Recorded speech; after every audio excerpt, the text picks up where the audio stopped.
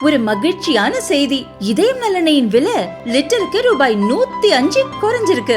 September 2023ல 1 litre இதயம் நலனையின் அதிகபட்ச விலை ரூபாய் 503. ஆனா இப்ப 1 லிட்டர் இதயம் நலனையின் விலை ரூபாய் 398 மட்டும்தான் தமிழ்நாட்டுல.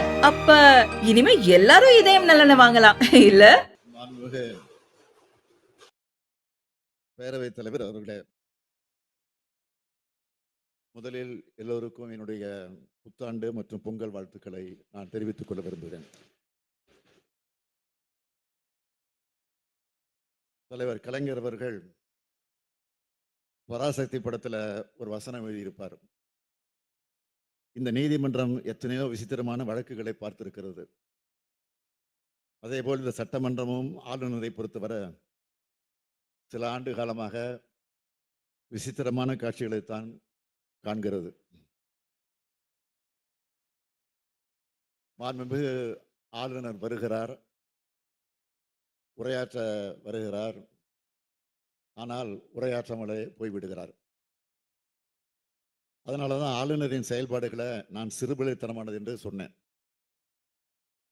அரசியலமைப்பு சட்டத்தின் பிரிவு 176 வரையறுத்துள்ள அடிப்படையில் ஆண்டின் தொடக்கத்தில் சட்டமன்றத்தில் ஆளுநர் உரையாற்றணும். அரசால தயாரித்து வழங்கப்படுகிற உரையை அப்படியே வாசிக்கணும் என்பதுதான் நடைமுறை மரபு. ஆனால் திட்டமிட்டு விதிமீறல் செய்வதில் தான் ஆளுநர் குறியாக இருக்கிறார். 2021ஆம் ஆண்டு இப்போது இருக்கும் ஆளுநர் புதிய ஆளுநராக நியமிக்கப்பட்டார்.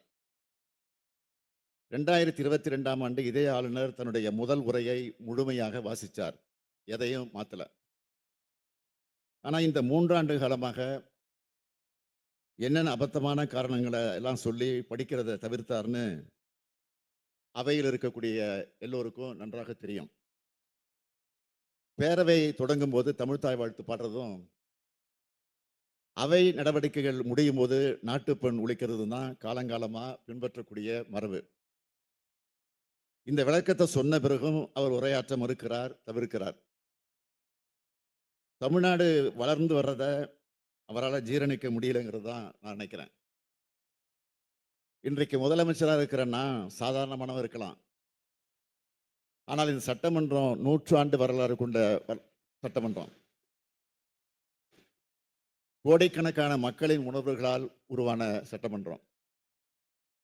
இந்த சட்டமன்றத்தின் மாண்பையும் மதிக்காமல், மக்களது எண்ணங்களுக்கு மதிப்பு தராமல் தமிழ்த்தாய் வாழ்த்தையை அவமானப்படுத்த துணிந்ததன் மூலமா தான் வைக்கிற பதவிக்கும் பொறுப்புக்கும் இழுக்கு ஏற்படுகிற காரியத்தை அரசியல் உள்நோக்கத்தோட ஆளுநர் செய்கிறது இந்த மன்றம் இதுவரை காணாதது, இனியும் காணக்கூடாது.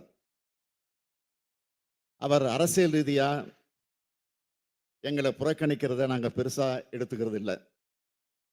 ஏன்னா திராவிட இயக்கம் என்பதை புறக்கணிப்புகள், அவமானங்கள், ஒடுக்குதல்கள் ஆகியவற்றுக்கு எதிரான உதயமானதுதான். இந்த இயக்கத்துக்கு மேல் கடைபிடிக்கப்பட்ட தீண்டாமைகளையும் மீறித்தான் 100 ஆண்டு கண்டிருக்கிறோம். ஒரு சமூக சீர்திருத்த இயக்கம் அரசியல் கட்சியாக மாறி 6வது முறை ஆட்சியை கைப்பற்றின வரலாறு திராவிட முன்னேற்ற கழகத்துக்கு தான் உண்டு. நிச்சயமா சொல்றேன், 7வது முறையும் ஆட்சி அமைத்து ஏற்றங்காணும் அரசா திராவிட முன்னேற்ற கழக அரசு தான் அமையப் போகுது.